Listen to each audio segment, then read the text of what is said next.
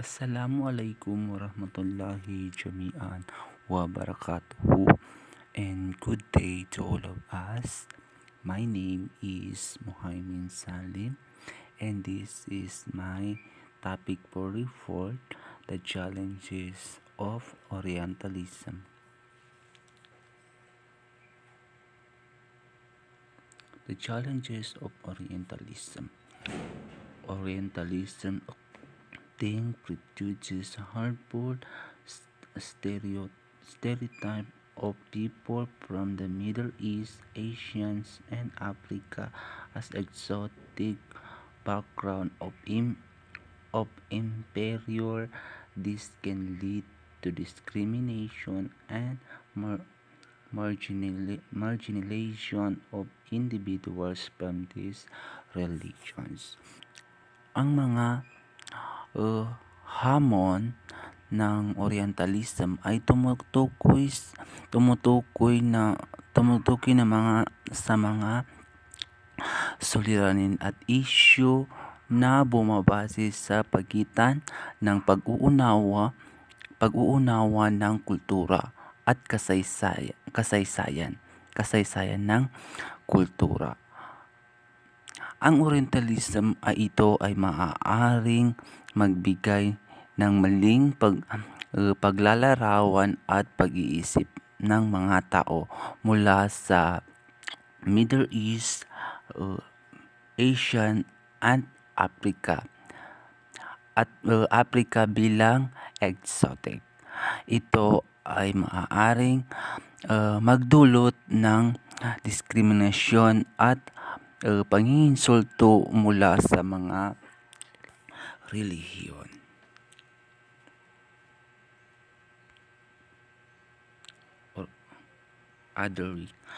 Orientalism create a dichotomy between the Western civilized world and the Eastern primitive world, reinforcing a sense of superiority and power dynamics that can lead to paternalistic attitude and assumptions.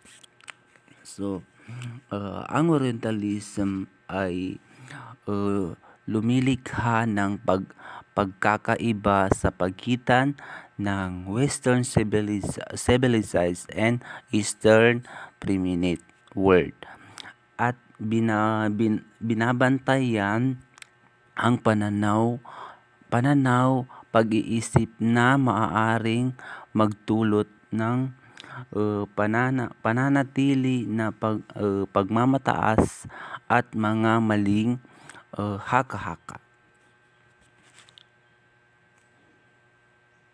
So, essentialized cultures.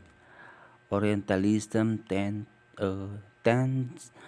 to generalize and simplify complex and diverse culture, reducing them to picts and enchanting characteristic. This can overlook the dynamic and evolving nature of these societies. So, ang Orientalism ay karaniwang pumupuno at pumapagaan sa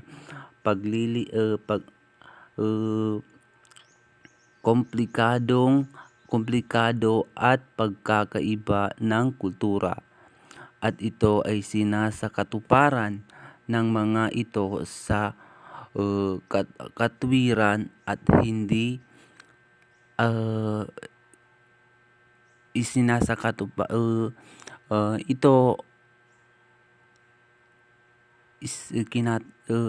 ito ay hindi pagbabago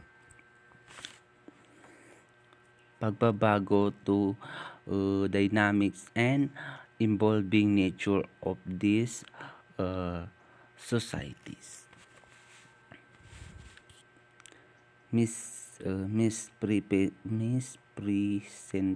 mis mis misrepresentation.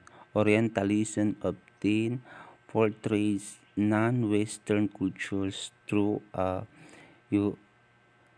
Eurocentric lens and distorting their history, constant and traditions. This can perpetuate misunderstanding and misconception about this culture.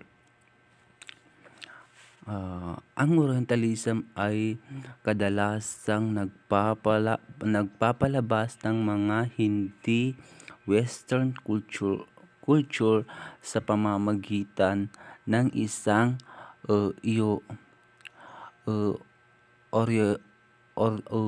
sa pamamagitan ng Eurocentric lens.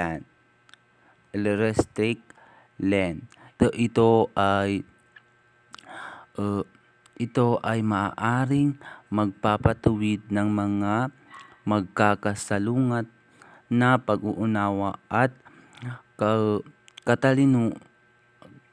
katalinuhan at sa mga kultura.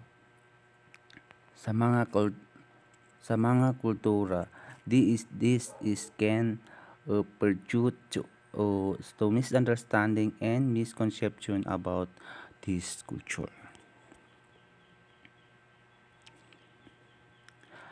Power dynamics. Orientalism is often used as a tool of the domination and control by Western power, shaping policies and action that impact the lives of people in the East. This pursuit unequal power relationship and reinforce colonial legacies. So, ang Orientalism ay mga kadalasang ginagamit ay bilang isang kasangkapan ng pangangasiwa o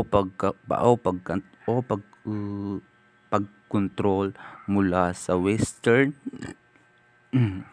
Ito ay humuhubog sa mga patakaran at aksyon ng maaaring nakakaapekto sa mga tao sa Western. Ito din ay nagpapatunay na hindi